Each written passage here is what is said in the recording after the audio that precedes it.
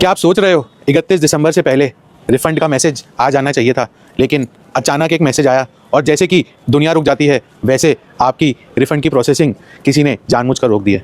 तो आपको एक चीज़ बताता हूँ कि refund on hold income tax department की रिस्क मैनेजमेंट स्ट्रैटेजी के तहत किया गया है।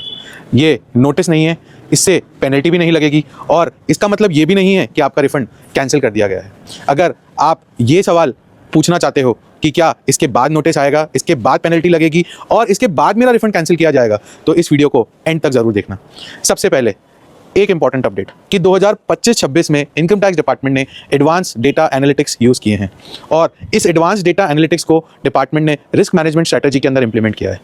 अब रिफंड होल्ड होने के मेन रीजंस, जी हाँ मेन कॉमन रीजंस, सबसे पहले रिटर्न भरते हुए AIS, TIS और 26 AS को रिकंसाइल नहीं करना। हमारे बहुत सारे टैक्स पेयर्स रिटर्न भर देते हैं या बहुत सारे कंसल्टेंट्स रिटर्न तो भर देते हैं बट AIS, TIS ट्रांजैक्शंस को प्रॉपर्ली एनालाइज नहीं करते और उस एनालिसिस के बिना वह रिटर्न भर देते हैं, जिसकी वजह से इनकम टैक्स डिपार्टमेंट के सिस्टम में और फाइल्ड रिटर्न में मिसमैच अराइज होता है, जो बाद में नोटिस आने का एक रीज़न बनता है। TDS क्लेम, जी हाँ TDS क्लेम किया जाता है बिना यह चेक किए कि 26 AS में उसका क्रेडिट अवेलेबल है या नहीं। बहुत सारे केसेस के अंदर बैंकों द्वारा TDS काटा जाता है बट उसका क्रेडिट नहीं मिलता, बट हम रिटर्न भर देते हैं। या फिर ऐसा होता है कि बैंक ने पहले TDS पे पैन नंबर हमारा डाला ही नहीं, हमने रिटर्न भरते हुए वह इनकम डिस्क्लोज करी ही नहीं और बाद में जब बैंक अपना पैन नंबर अपनी TDS, आपका पैन नंबर TDS रिटर्न में सही करता है तो आपके 26 AS में वह ट्रांजैक्शन दिख जाती है जबकि आपने अपने रिटर्न में दिखाई नहीं। इससे रिटर्न इनकम और पोर्टल की इनकम में डिफरेंस अराइज होता है, जो भी एक नोटिस आने का रीज़न बनता है। सबसे बड़ा रीजन हाई या एबनॉर्मल रिफंड क्लेम करना। डिपार्टमेंट का डेटा एनालिटिक्स या डिपार्टमेंट की रिस्क मैनेजमेंट स्ट्रैटेजी में यह एक बहुत इंपॉर्टेंट पॉइंट है। जब आपका बहुत हाई TDS कटता है तो डिपार्टमेंट का सिस्टम यह समझता है कि आपकी टैक्स लायबिलिटी भी उस TDS के अकॉर्डिंग होनी चाहिए, जबकि जब हम हाई रिफंड क्लेम करते हैं तो उस टैक्स के अकॉर्डिंग हम रिटर्न को नहीं भरते हुए रिफंड क्लेम कर लेते हैं, जिसकी वजह से डिपार्टमेंट में रेड फ्लैग्स टिक हो जाते हैं और नोटिस आने के रीजंस बढ़ जाते हैं। इसके अलावा political party, registered unrecognised political party, इसका मतलब ऐसी पॉलिटिकल पार्टीज जो रजिस्टर्ड तो हैं बट उनको आम जनता या हमने कभी नाम ही नहीं सुने। और ऐसी पॉलिटिकल पार्टी को अगर आपने डोनेशन दी है या आपने किसी परिचित ने डोनेशन दी है तो मेरा सजेशन है कि आप आज, कल, परसों कभी भी चाहें तो अपनी रिटर्न रिवाइज कर लीजिए। बहुत सारी जगह IT सेक्टर में या मेट्रो सिटीज़ में ऐसा डिपार्टमेंट ने फाइंड आउट किया है कि एक ही ऑफिस में 100 लोगों ने, हजार लोगों ने एक ही तरह की रजिस्टर्ड अनरिकॉग्नाइज्ड पॉलिटिकल पार्टी को डोनेशन दी है। जी हाँ, यह एक बहुत इंपॉर्टेंट रीज़न है नोटिस आने का। और कुछ दिनों पहले न्यूज़पेपर में और सोशल मीडिया पे मैटर उठा था कि इनकम टैक्स डिपार्टमेंट ने बड़ी MNCs को, बड़े बड़े ऑफिसेज को, बड़े बड़े कॉर्पोरेट हाउसेज को बल्क में नोटिस भेजे हैं और उन्होंने उनके स्टाफ को या कॉर्पोरेट हाउस के स्टाफ को, कॉर्पोरेट हाउस के HR को या उनके ओनर्स को यह बोला है कि आप अपने स्टाफ को जिन्होंने पॉलिटिकल पार्टी या रजिस्टर्ड अनरिकॉग्नाइज्ड पॉलिटिकल पार्टी को डोनेशंस दिए हैं उन्हें कहें कि अपनी रिटर्न रिवाइज कीजिए। जी, यह एक बहुत इंपॉर्टेंट फैक्टर है। और मैं एक चीज़ यहाँ पे ऐड करना चाहूँगा कि अगर आपने किसी रजिस्टर्ड अनरिकॉग्नाइज्ड पॉलिटिकल पार्टी को डोनेशन दी है, आपने उसकी डिडक्शन भी क्लेम करी है, डिपार्टमेंट ने अभी तक आपको कोई नोटिस भी नहीं दिया, बट मान लीजिए डिपार्टमेंट 143(2) में स्क्रूटनी की गाइडलाइंस में अगले 3 साल में आपको नोटिस देता है और डिपार्टमेंट यह मानता है कि आपकी रजिस्टर्ड अनरिकॉग्नाइज्ड पॉलिटिकल पार्टी एक शैम ट्रांजैक्शन थी या एक डमी ट्रांजैक्शन थी और आपकी डिमांड या टैक्स लायबिलिटी डिटरमाइन करता है, तो आपके करियर पे इसका क्या फर्क पड़ेगा? आपके करियर पे इसका बड़ा ही नेगेटिव इंपैक्ट पड़ेगा। क्यों? क्योंकि आप अगर कोई प्रमोशन पे हैं, कोई हाई MNC में हैं या कोई हाई पेइंग जॉब में हैं तो एथिकली ये बिल्कुल गलत है। और एथिकली अगर आप गलत हैं तो आप इतनी हाई रेप्यूटेड ऑर्गेनाइजेशन या कंपनी में क्या एथिकली काम कर पाएंगे?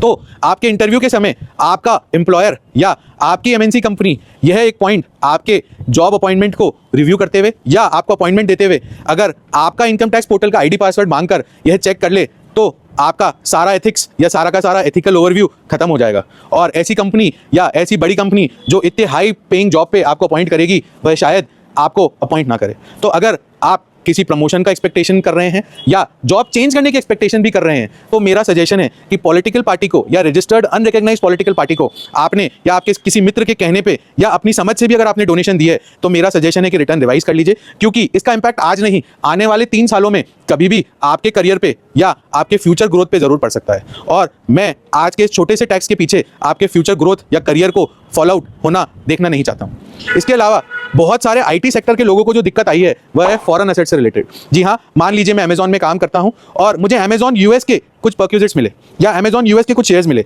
जो कि इंडियन सब्सिडरी ने मेरे को पास ऑन कर दिए, बट वह शेयर्स मेरे इंडिया के डीमैट अकाउंट में ना होकर US के फॉरेन डीमैट अकाउंट में या कंपनी के पास मेरे नाम से अलॉट हो गए। और उस शेयर्स की, उन शेयर्स की वैल्यू की इक्विवेलेंट मेरी इंडियन इनकम को इंडियन कंपनी ने बढ़ा दिया। यानी कि अमेजॉन इंडिया ने अगर मुझे यूएस में 25 लाख के ईसॉप्स दिए तो 25 लाख के ईसॉप अमेजॉन इंडिया ने मेरी इनकम में जोड़ दिए, बट वह 25 लाख के ईसॉप मेरे इंडियन डीमैट अकाउंट में ना आकर मेरे यूएस के डीमैट अकाउंट में, डिपॉजिटरी अकाउंट में या अमेजॉन यूएसए के अंदर ही मेरे नाम से अलॉट होकर रह गए। ऐसे केसेस में नोटिस आया है जिसमें इनकम टैक्स डिपार्टमेंट ने एसएससी को इन्फॉर्म किया है कि आपकी फॉरेन इनकम होने की वजह से या फॉरेन असेट्स को आपने प्रॉपर्ली डिस्क्लोज नहीं किया। ऐसे मैटर्स में मैं सजेस्ट करूंगा कि आप अपने एम्प्लॉयर से अपने फॉरेन असेट्स की मेजरली ईसॉप होल्डिंग्स जो कि यूएस के या जहां के भी फॉरेन अकाउंट में या फॉरेन पार्टिसिपेटरी या फॉरेन डिपॉजिटरी अकाउंट में पड़े हैं, उनको अपने इंडियन रिटर्न में शेड्यूल एफए के अंदर डिस्क्लोज करें और अपनी रिटर्न को इमीडिएटली रिवाइज कर लीजिए, बिकॉज यह इन्फॉर्मेशन बड़ी क्रिटिकल है। और इस इन्फॉर्मेशन पे आपने ऑलरेडी टैक्स भी पे कर दिया है, क्योंकि आपके फॉर्म 16 के अंदर परक्यूजिट हेड में ईसॉप्स के अंदर वो इनकम जुड़ी हुई है। तो जब हमने टैक्स ही पे कर दिया है, सिर्फ हमारी ना समझी या हमारी जानकारी ना होने के कारण हमने उसको पर्टिकुलर जगह नहीं भरा है, तो उससे तो बेटर है कि नोटिस आए उसका वेट करें, उससे पहले हम खुद ही हमारी रिटर्न रिवाइज कर दें और गवर्नमेंट को ट्रू एंड फेयर डिस्क्लोजर दें। और इसके अलावा अगर आपको एसएमएस या ईमेल आया है तो कुछ सिंपल से स्टेप्स मैं आपको बताना चाहूँगा। पोर्टल पर लॉगिन करें, अपना AIS TIS 26 AS को मैच करें। कोई मिसमैच अगर जनरल आ रहा है तो उसके वजह से इनकम पे कोई इंपैक्ट आ रहा है तो उसको रिवाइज कर लीजिए। और यह सब काम 31 दिसंबर से पहले आपको करना पड़ेगा। अगर नहीं करेंगे तो 31 दिसंबर के बाद कर सकते हैं, बट आपको अपडेटेड रिटर्न के थ्रू जाना पड़ेगा। मार्च 2025 की अपडेटेड रिटर्न भरने के लिए आपको 25% पेनल्टी टैक्स के ऊपर अलग से भरनी पड़ेगी। अगर आपने इसको इग्नोर किया तो टैक्स डिमांड या नोटिस आपको आ सकता है। इंटरेस्ट, कोई भी डिमांड बनती है इनकम टैक्स डिपार्टमेंट की, उसके ऊपर इंटरेस्ट एडिशनली पेबल होता है। पेनल्टी, अगर मिस रिपोर्टिंग या अंडर रिपोर्टिंग की कैटेगरी में आप फॉल करेंगे तो बिल्कुल पेनल्टी भी आपके ऊपर लग सकती है। और अगर अभी कुछ नहीं भी होता है तो फ्यूचर में 143(2) आने वाले 3 सालों में आपको दिया जा सकता है। और अगर 50 लाख से ज़्यादा का टैक्स असेसमेंट है या टैक्स इवेजन है तो आने वाले 10 सालों तक आपको इनकम टैक्स डिपार्टमेंट कभी भी नोटिस देकर इसके बारे में जानकारी ले सकता है। इस रिस्क मैनेजमेंट स्ट्रेटेजी में गवर्नमेंट ने नज अलर्ट सिस्टम का यूज़ किया है, यानी कि non intrusive use of data to guide and enable. इसका तहत गवर्नमेंट ने लोगों को SMS एंड ईमेल किए हैं। और आपको यह जानकर बहुत खुशी भी हो सकती है और दुख भी हो सकता है कि इस स्ट्रैटेजी की वजह से इंडियन गवर्नमेंट ने 2,500 करोड़ रुपए टैक्स के रिकवर कर लिए हैं, जो कि लोगों ने 15 लाख से ज़्यादा रिवाइज रिटर्न्स भरकर अपने क्लेम्स, अपने अलाउंसेस, अपने फॉल्स डिडक्शंस को फॉरगो करके भरा है। तो अगर अभी भी आपने कोई गलती नहीं की है तो घबराने की कोई बात नहीं है। This is a very routine exercise, nothing to worry. But अगर आपने कोई गलती करी है या कोई रजिस्टर्ड अनरिकग्नाइज्ड पॉलिटिकल पार्टी को डोनेशन किया है या आपने कोई फर्जी क्लेम्स करे हैं तो मेरा सिंसियर सजेशन एंड रिक्वेस्ट यही है कि 31 दिसंबर से पहले रिटर्न को रिवाइज कर लीजिए। और खासकर मेरे वह भाई बहनों या मेरे वो फ्रेंड्स जो कोई ग्रोथ की एंटिसिपेशन में है, जॉब चेंज करने की एंटिसिपेशन में है, तो प्लीज़ आई रिक्वेस्ट कि अपनी रिटर्न को टाइमली रिवाइज कर लो। भाई लोग, अपने को आगे ग्रोथ करनी है। इस छोटे से टैक्स इवेजन से हमें कोई फायदा नहीं होगा, हमारी आगे की ग्रोथ हैम्पर होगी। और किसी HR ने, किसी कंपनी ने जॉब अपॉइंटमेंट देते हुए या ग्रोथ देते हुए यह चीज़ें चेक कर ली तो यह बिल्कुल भी एथिकल नहीं होगा। मैं अभी भी सजेस्ट करूंगा, रिक्वेस्ट करूंगा कि ऐसा कुछ किया है तो रिटर्न रिवाइज करो, और अगर कुछ नहीं किया है तो यह एक SMS मानकर डिलीट कर दो और आगे बढ़ो।